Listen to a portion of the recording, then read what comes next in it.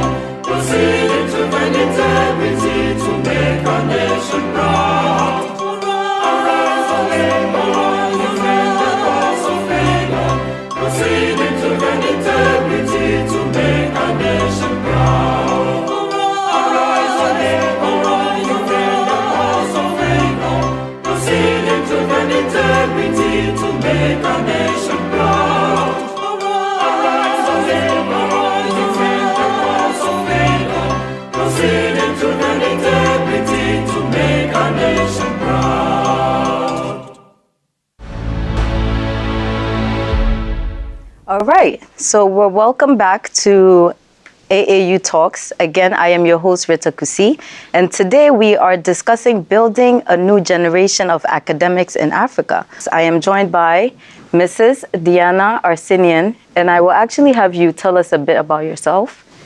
Well, first, thank you, Rita. Thank you. I'm delighted to be here and to say a few words about Carnegie Corporation of New York. Excellent. Because we have a long legacy of working in sub-Saharan Africa. The current focus of our work is under the program called Higher Education and Research in Africa. Okay. And the primary objective of our investments is to strengthen, enlarge, deepen, strengthen the generation and the retention of African academics. At the moment, we're really focusing on the postdoctoral level of academics, but for the past 20 years, we've had different approaches to the task, well, to the challenge, if you will, of strengthening African academic. And we have in the past, we have focused on women. We have also focused on PhDs and master degrees, and at the moment, we're focusing on postgraduate education.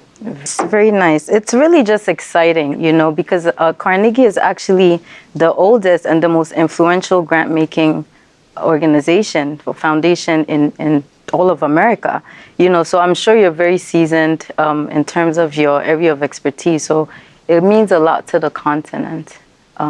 Now, Professor, can you tell us a bit about your involvement with the project and then how it's been working with Carnegie Corporation of New York? Right. Thank you very much, Rita. You're welcome. So I'm currently the director of the University of Ghana Carnegie projects. But before then, I was the dean of the School of Graduate Studies. Okay. And then the pro-vice chancellor in charge of research and development.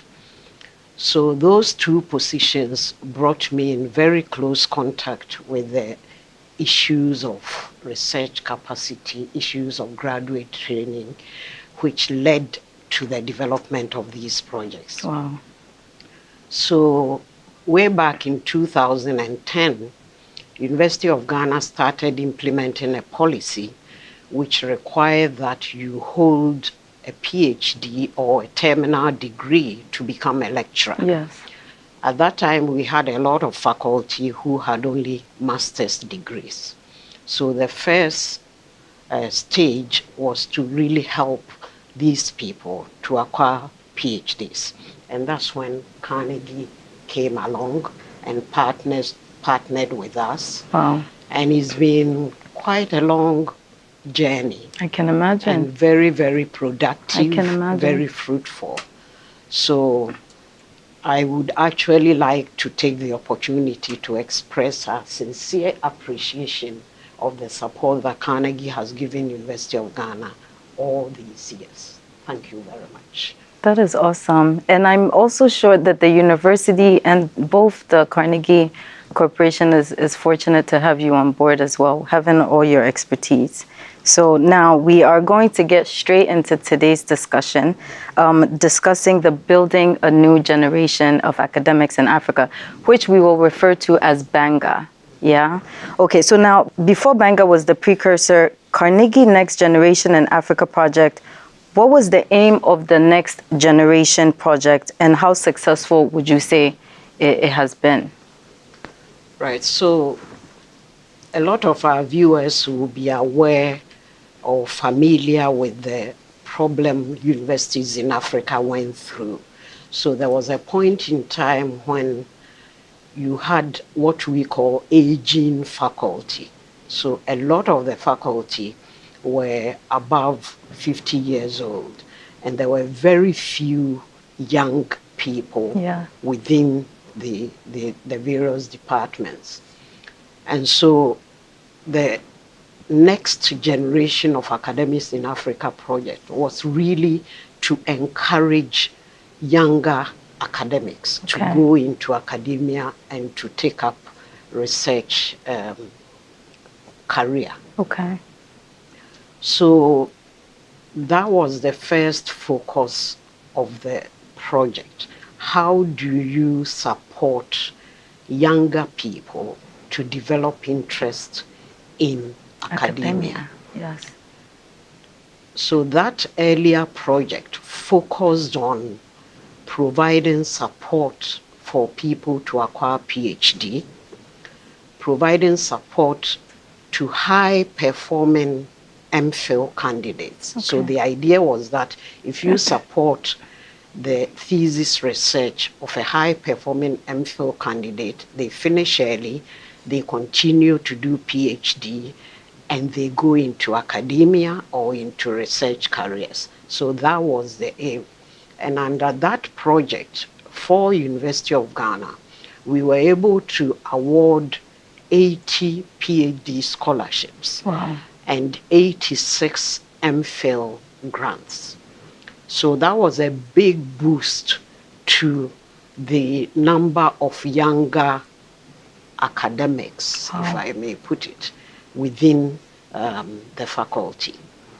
And I think it was more than successful. Of course. We set various targets that we were going to meet, and we delivered on all of them. Excellent. So that was really good. Excellent.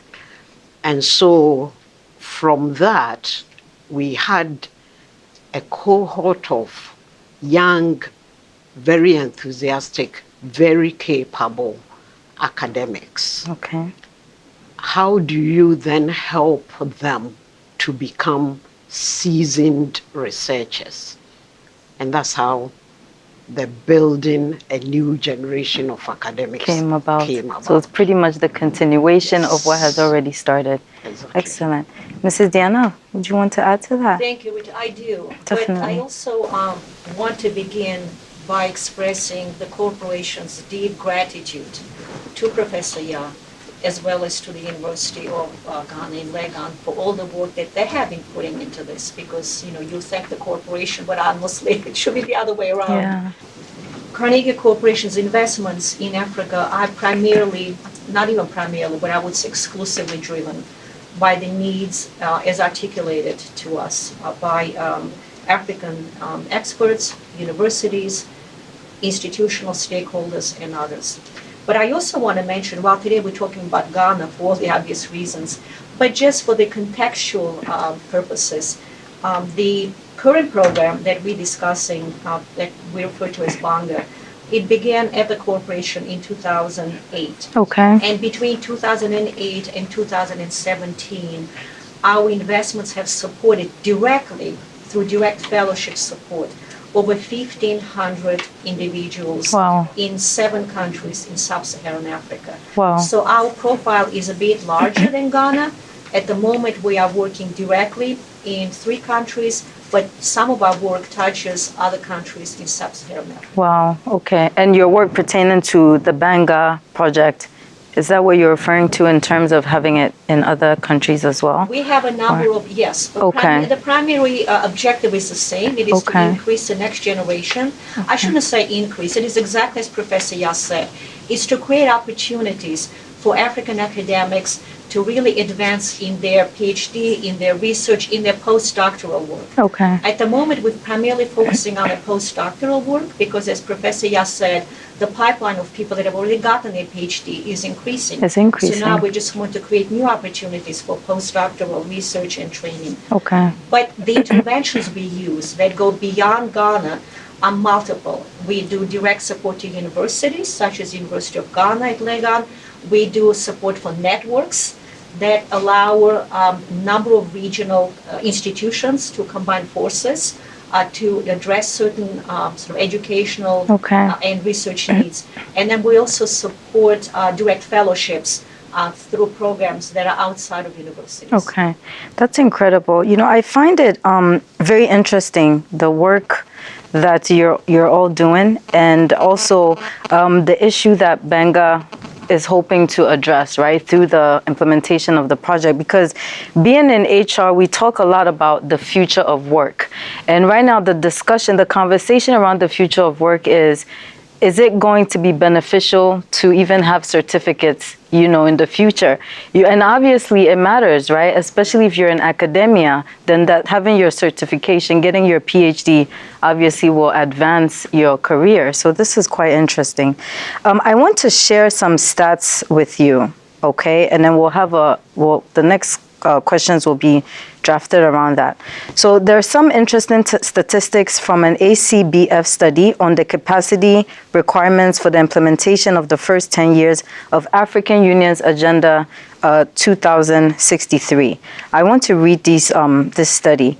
The study indicates that Africa currently has only around 5,500 engineers, but needs an estimated 4.3 million engineers. Hence, the continent needs to produce over 300,000 engineers each year until the year 2023.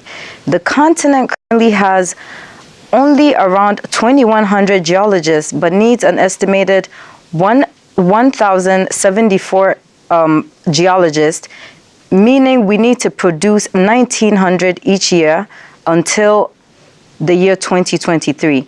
The continent currently only has around 82,000 agricultural scientists, but needs an estimated 1,500, so it needs to produce over 800 each year until the year 2023. So now the question is,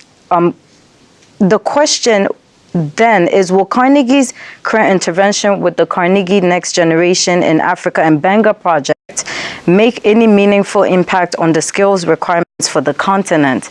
What would you, I'm not sure who wants to, Professor, I'll throw that to you.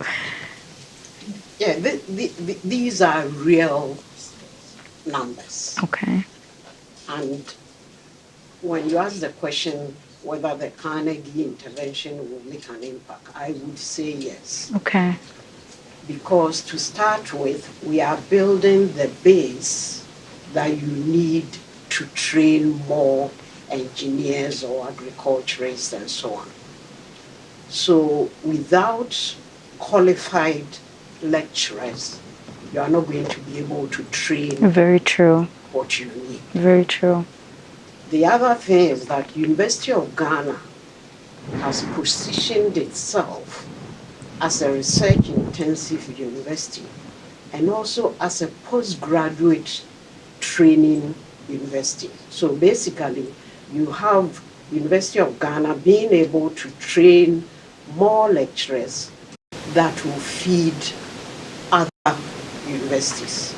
In the recent past, there's been a number of new universities established in the country. They all need lecturers. Where are those lecturers going to come from? So being able to enhance the faculty strength of University of Ghana will go a long way and will have a multiplier effect in terms of lecturers for other universities. The other thing that I would like to highlight is the new government policy of free SHS. That means give us 2 years and we are going to have a huge number of young people wanting to go to universities. Who are the lecturers? Exactly. Exactly. So we cannot overemphasize the need to train and to have more qualified lecturers. Interesting. And I would like to add, so I obviously totally agree with what Professor Yas said, and your statistics are very important. But I was also reading other statistics. Okay. And that is, if you look at the global involvement in the higher education sector, it's about 37%. If you look at Africa's involvement in the higher education center, it's about 8%. Wow. So clearly, African higher education needs to advance exactly as Professor Yas said. And not all of it obviously can be directed to skills or STEM or the sciences or technology, as important as that is for any country's development, not just for Africa. But so our view is we're taking a bit broader approach. So we're not sort of sectorial in our approach. Again, we're driven by what the African universities and other stakeholders tell us what their needs are. And also there are other funders that are specifically looking at skills development. So our emphasis is not as much skills development directly as it is to address these larger, broader challenges of bringing not just bringing honesty, but responding to the growing needs of Africa's higher education sector in terms of producing faculty, as well as faculty that is engaged in research that is of relevance and needs, that addresses the relevance and needs of its country, as well as to faculty and the researchers who are well integrated in the world, so that African higher education community and scholarship is in fact reflected in a global discussion about all these issues that are affecting the humanity, all of us. And part of our, joint sort of mission is to elevate the African input, if you will, into the global discourse on all of the social challenges. Okay. Very interesting. Yeah, I mean, without academia, without our professors, how do we, churn out these, industry professionals that we are looking to produce over the years? Now, you mentioned STEM, and over the years, and I've actually witnessed individuals and organizations really, really preaching STEM and trying to instill it in the younger generation. I mean, like, high school, junior high school, elementary school level. So obviously there has been a renewed focus in Africa to develop through the extensive application of STEM, which is science, technology, engineering, and mathematics. From the development partner's perspective, is the training and retaining of the critical mass of experts in these fields a panacea to our development challenges? I think I'll throw that question to you, Professor. Yeah, definitely. And if we look at the project specifically, okay, one of our shining stories, if I may put it that way, is the University of Ghana School of Engineering. Okay. And the University of Ghana Department of Mathematics. Okay. So these two were among the priority disciplines that we focused on. And through the project, we have been able to provide the critical mass of lecturers within the engineering school. Okay. We have also been able to provide some seed grants for research. And if you look at the sort of things they are doing in that school, these are direct applications to solving problems. Okay. So, for example, yesterday we went to see a project by an MPhil student where they are trying various ways of being able to dry agricultural produce through solar energy. Wow. And in such a way that these can be on farms. Wow. So very, very low tech, but something that would prevent a lot of the post-harvest losses currently experienced. Exactly. So, yes, indeed, that is the way to go. That is incredible. Rita, may I add to that? Definitely, yes, Because please. I think you put your finger on a very important question, because the whole world is talking about STEM, right? I mean, everybody's talking about this digital technological revolution and how that's going to impact all of us, and how do you then create the skills in the next generation that can address, the global challenges through the prism of this very new, different environment that we're entering because of this, digitization. And I just want to say a few words from Carnegie's perspective. So I want to emphasize again that our disciplinary focus is primarily driven by the institutional needs. And, if they prefer to focus on engineering, just like Professor Yas said, we open to that, of course. We listen to what the, stakeholders tell us the needs are. We have in the past started a program that continues to date, and it's a Pan-Africa program, and I just want to flag it. It's called the Regional Initiative in Science and Technology, known as RISE. And the idea was to create a number of networks within Africa, again, it's Pan-African, in order to strengthen the study of sciences on the continent, sciences broadly defined. And some of the work that the World Bank has done since then by creating the centers of excellence on the continent has kind of been influenced, at least a bit, from what we hear from the RISE initiative. But I also want to absolutely stress, there's an African saying that we use in the US quite a bit: it takes a village. So to advance any country, you really require multilateral approaches. So as much as it is important to focus on the science and technology, that cannot be a panacea for any country's development. So our approach is they really need to take a much broader view. And the one thing that we are emphasizing, and we are unique in this, and I wish that both universities and governments and other multilateral donors would also take into account, is the importance of social sciences, but particularly the humanities. So the one thing I want to emphasize for your viewers and your readers is that Carnegie Corporation of New York, again, together with African stakeholders, created a program a few years ago. It's called African Humanities Program, AHP. The secretariat actually is based at the University of Ghana, Legon, but it's a Pan-African program, and it offers fellowships for both the research and publication and dissertation of individuals working specifically in the humanities. Yesterday, we met with a number of fellowship recipients at the University of Legon, and the work is phenomenal. And the logic there is that Africa's history, Africa's culture, Africa's future needs to be written by Africans. And that is what this particular program aims to do.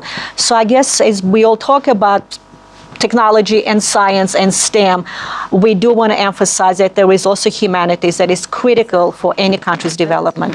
This conversation is so good, and I don't want it to end, but because of the interest of time, we are going to be coming to an end very soon. But before we do that, I would like to know, how do you plan to measure the effects of BaNGA? How do you plan to measure it?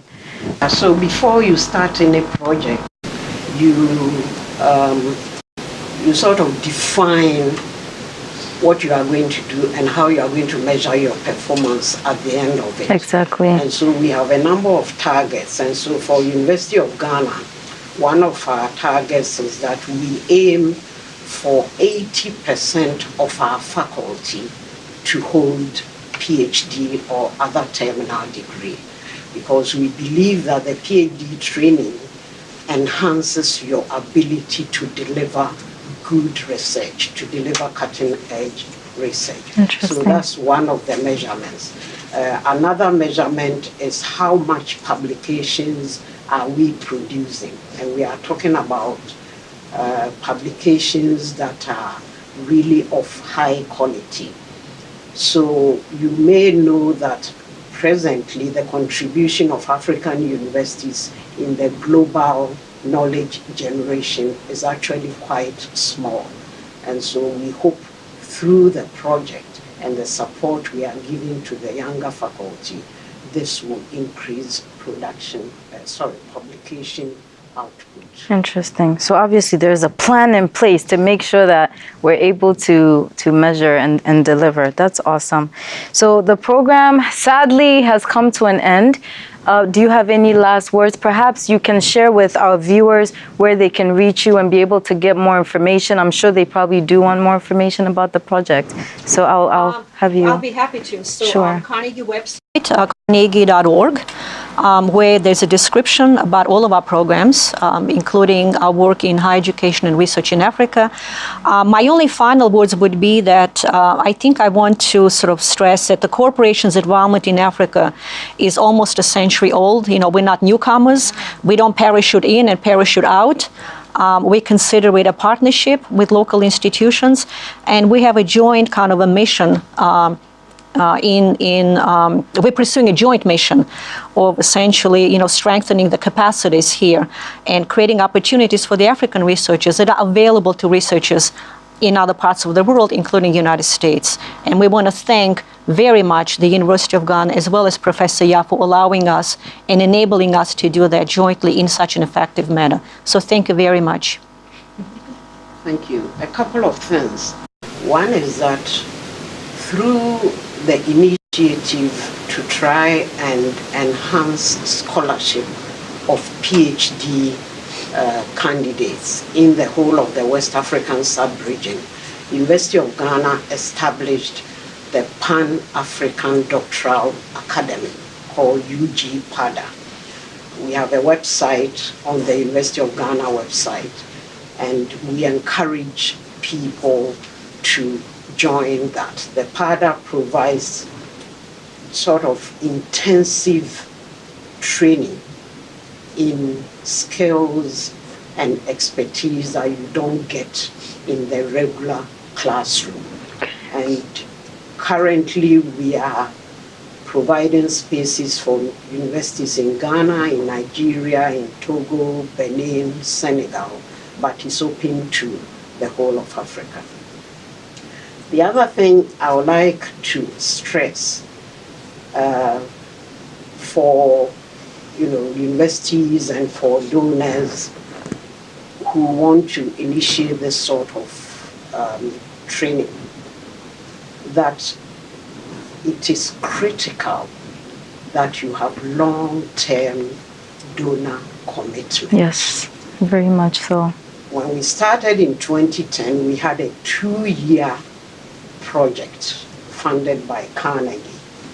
And I went like, 2 years, what can we do? PhD in those days, University of Ghana PhD was 3 years. And then we changed it to 4 years. So if you have a 2-year project, what can you do?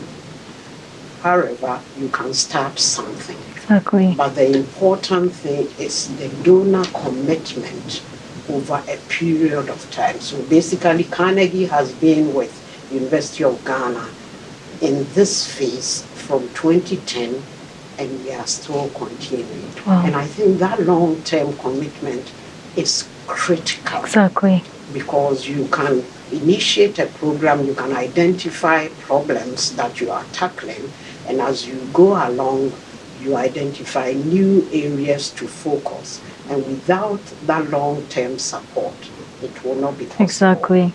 to get to where we go. It's not sustainable. This is really good information. I would love to thank you both for joining us today on AAU Talks, Mrs. Deana and then Professor Ya. And I also would like to thank your respective organizations, the Carnegie Corporation of New York and the University of Ghana. And of course, to our viewers for tuning in today to AAU Talks. Thank you. Thank you.